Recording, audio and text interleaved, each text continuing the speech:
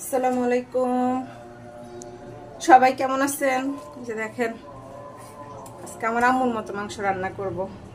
বাসায় গেস্ট আসতেছে, সব আদা রসুন সবাই সবকিছু দিচ্ছি, কাউকে শিখাচ্ছি না, আমি জানি সবাই জানে, কিন্তু আমি আমার আম্মুর মতো করে রান্না করার চেষ্টা করবো আজকে। সবাই দেখবেন।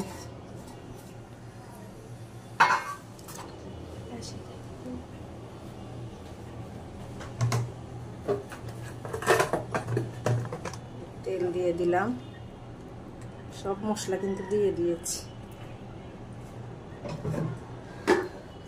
হাতে একটু মাখাবো।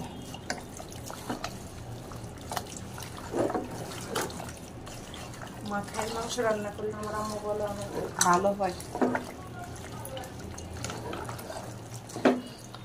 তার জন্য আজকে মাখায় রান্না করবো।